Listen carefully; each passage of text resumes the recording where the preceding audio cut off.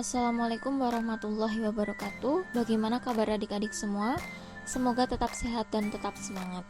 Baik, di dalam video ini saya akan membahas mengenai pengertian lembaga keuangan dan jenis-jenis lembaga keuangan. Di modul sudah ada, tapi di sini saya akan menjelaskan supaya kalian lebih paham dalam memahami materi ini. Baik, yang pertama kita akan masuk ke pengertian lembaga keuangan. Di sini sudah saya cantumkan pengertian lembaga keuangan itu. Lembaga keuangan adalah suatu lembaga yang dalam kegiatan sehari-harinya dia menjalankan jasa di bidang keuangan. Di lapangan yang sering kita temui adalah bank. Banyak ya di sekitar kita, ada Bank Mandiri, Bank BPD, Bank BRI, Bank BNI, dan masih banyak yang lainnya. Nah, apa sih jasa yang diberikan oleh lembaga keuangan itu? Jasa yang diberikan bisa meliputi pendanaan untuk investasi perusahaan atau pendanaan untuk proyek pembangunan yang dilakukan oleh suatu perusahaan, atau lembaga keuangan itu juga memberikan pendanaan untuk kegiatan ekonomi, misal yang dilakukan oleh rumah tangga konsumsi.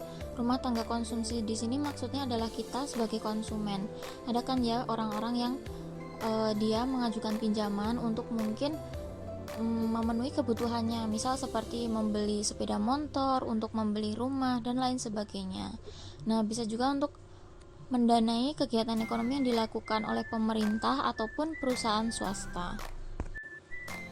Lembaga keuangan di Indonesia itu dibagi menjadi dua, yaitu ada lembaga keuangan bank dan lembaga keuangan non-bank.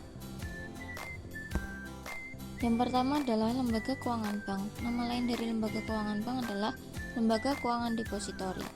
Lembaga keuangan bank merupakan lembaga keuangan yang menghimpun dana secara langsung dari masyarakat dalam bentuk simpanan, misalnya ke dalam bentuk giro, tabungan, atau deposito berjangka yang diterima dari penabung atau unit surplus.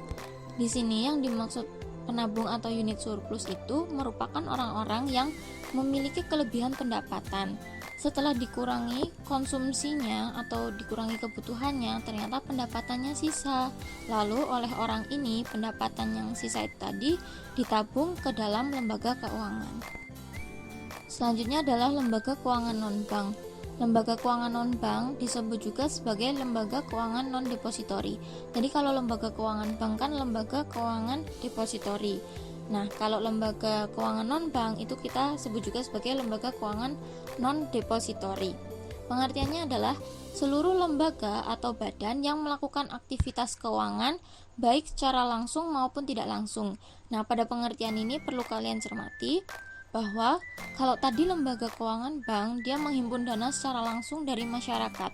Sedangkan untuk lembaga keuangan non-bank ini dia dapat menghimpun secara langsung maupun tidak langsung. Bagaimana caranya lembaga keuangan non-bank mendapatkan dana dari masyarakat? Ada dua ya tadi, baik secara langsung maupun tidak langsung. Secara langsung dia sama seperti lembaga keuangan bank, menghimpun dana langsung dari masyarakat, tapi yang secara tidak langsung caranya adalah lembaga keuangan non-bank ini dapat menerbitkan surat-surat berharga yang dimana jika nanti dananya sudah terkumpul itu akan disalurkan untuk membiayai investasi di berbagai perusahaan. Di modul sudah saya cantumkan beberapa lembaga keuangan non-bank yang ada di Indonesia. Di sini saya akan memberikan contoh, yaitu yang pertama, lembaga keuangan non-bank dia memperoleh dana langsung dari masyarakat. Itu contohnya ada di Koperasi Simpan Pinjam. Dia menghimpun dana dari para anggotanya, lalu setelah dana itu terkumpul akan dipinjamkan ke para anggotanya, ya kan? Nah, di sini berarti lembaga keuangan non-bank ini dia menghimpun secara langsung dana dari para anggotanya. Lalu contoh yang menghimpun dana secara tidak langsung itu misalnya adalah pasar uang. Nah, di sini pasar uang kan ada beberapa produknya ya, misalnya ada sertifikat Bank Indonesia. Nah, di sini maksudnya pasar uang dia mengeluarkan atau menerbitkan surat-surat berharga, contohnya seperti sertifikat Bank Indonesia. Nah, sertifikat Bank Indonesia ini dijual ke masyarakat umum. Siapa yang memiliki dana lebih atau dia berniat untuk menginvestasikan dananya, dia bisa membeli sertifikat Bank Indonesia ini. Jadi dana yang dari masyarakat itu bisa digunakan untuk membiayai investasi di berbagai perusahaan.